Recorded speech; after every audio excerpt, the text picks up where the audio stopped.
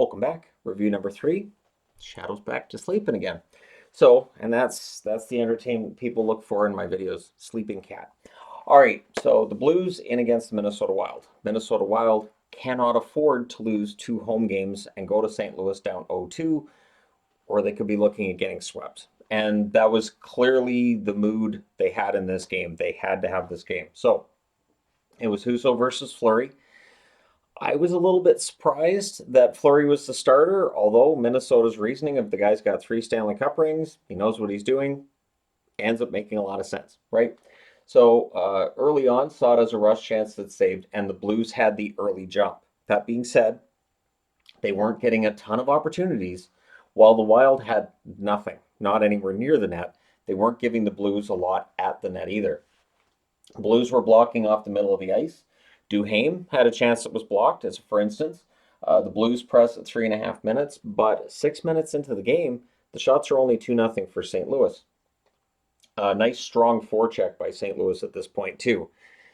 However, Minnesota opens the scoring. It is Eriksson Ek from Greenway at 9:33. That was the first shot of the game for Minnesota, and it was scored on a turnover. So it was kind of it's a pretty one if you're a Wild fan, but if you're a Blues fan, it's an ugly one right there. The Wild then get a power play, and they score on it at 13:04. It's Freddie Gaudreau from Brodin and Hartman. Calling him Freddie Hockey? Anyways, third shot. So that's 2 goals on 3 shots. So Husso had a rough start to the game, whether they're on him or not. Two goals on 3 shots is going to bother any goaltender and their save percentage. Thomas then had a rush chance that was saved. The Blues get a power play, but Fleury was on it. He was very good. Falk had a shot that was held. They had 2 shots. Power plays killed off, so good penalty kill, good play by Fleury. Very positionally sound tonight. The Blues press after it's over. Jost then goes beast mode. Jost had a fantastic game. I'm not sure. He doesn't end up on the score sheet, but he was all over the ice, and he had opportunities, and if he keeps that up, he's definitely going to get a goal in this series. So Husso holds a dangerous chance that resulted from Jost really taking over that shift. With 2:05 left, there's a power play for the Wild, and they score on it, and it's Kaprizov from Eriksson Ek and Zuccarello at 19:06. So that was the 7th shot of the game, and it was the 3rd goal. And it was scored on a net crash, and this is when the Husso chants start, where fans in hockey, it can be kind of relentless, and so there it is. So we go into the second period, it's 3-0. So all St. Louis needs to do is get off to a good start. They don't. At 51 seconds, I should say, it's Eriksson Ek. He steals it from Kelly Rosen. So stole it from Kelly Rosen and then deked around Husso. It's in the net. That's the first shot of the second period. So that's 4 goals on 8 shots against Husso. And this is where I thought, do you go to Binnington? They did not put Binnington in net. I was kind of surprised he didn't go in for the 3rd. I don't think we're going to see Binnington in net for Game 3. I think they'll stick with Husso. So Husso did save the 2nd shot and held on to it.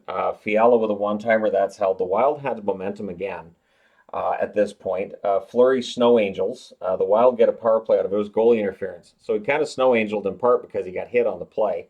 And then on the same play, Goligoski takes a penalty, so it becomes 4-on-4 rather than a 5-on-4 power play. So I wrote, never mind, Goligoski makes it 4-on-4. Middleton had a chance saved, and that's held as the Wild press during the 4-on-4.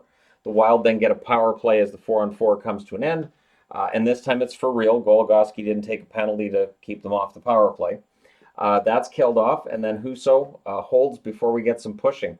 The Blues, they then get a power play. Kyrou has a chance kicked aside. The Wild clear it out. They did kill it off. 3 shots on that power play for the St. Louis Blues. Tarasenko's then denied. The Blues start having some momentum. They start getting those opportunities that Minnesota was getting earlier. And so what happens next? Well, Dumba has a chance that's held. Saad has a near miss on a rush. The Blues press and they draw a power play. Falk had a blast that was saved. Some really good pressure, and then Kyrou scores on that power play to break the goose egg from Thomas at 12:34. So that makes it 4-1. But the Wild, they do press for an answer. So they did have a good bounce back shift after. The Blues wanted to delay a game call on Minnesota to the point where I think they argued about it during the TV break, and to no avail. The officials get together and discuss it, and I guess they didn't see that it cleared the glass without touching anything, or they couldn't agree on what had taken place there. Either way, there was no call. Kyrou has a rush that's held, then there's some shoving it with then there's some shoving after that, and then with 3:40 left, the Blues do get a power play after a hold by Fleury. That was killed off, but the Blues press after. So going into the third, the score is 4-1 in favor of the Minnesota Wild. Third period. Kaprizov has a rush chance that's kicked aside. Strong start for the Wild. This is what you want to see. Your team is up by 3 goals going to the third. Do you want to see them falling back? No, you don't. You want to see them attacking and at the very least, keeping it at the other end of the ice so you don't have to worry about a collapse in the third. The Wild are forechecking. They're giving the Blues very little, but there's a rush opportunity that's scored by Tarasenko from Buchnevich and Thomas at 4:14. And that quiets the crowd down. This is where that tension starts to ramp up because if you're a Minnesota fan, you're used to disasters.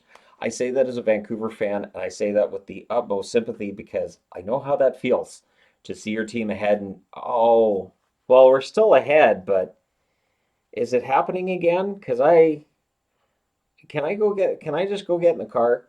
Anyways, so that did quiet the crowd down, and then the Blues get a power play on what was an obvious trip. They have to call the penalty there. There's a near miss for Tarasenko. Shen was denied. Fleury holds on. The Wild kill it. Parayko had a shot that was blocked. Toropchenko had a net feed. That was cleared out. Teams are exchanging rush chances. Not optimal if you're the Minnesota Wild because St. Louis can absolutely score on rush opportunities, right? So near miss for Kyrou as they press. Kyrou is a little obnoxious child. Kyrou is a player for the St. Louis Blues.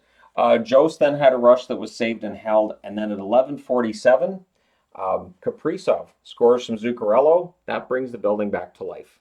That is scored on a 2-on-1. That seems to just decrease the amount of tension in the building by a lot. Made it 5-2. And then Eriksson Ek scores a hat trick goal. And all the hats rain down on the ice, and it's great, and we go to commercial break. We come back from commercial, and St. Louis is challenged for offside. And I heard that, and I went, oh, no, the hats. So it's offside, so no goal.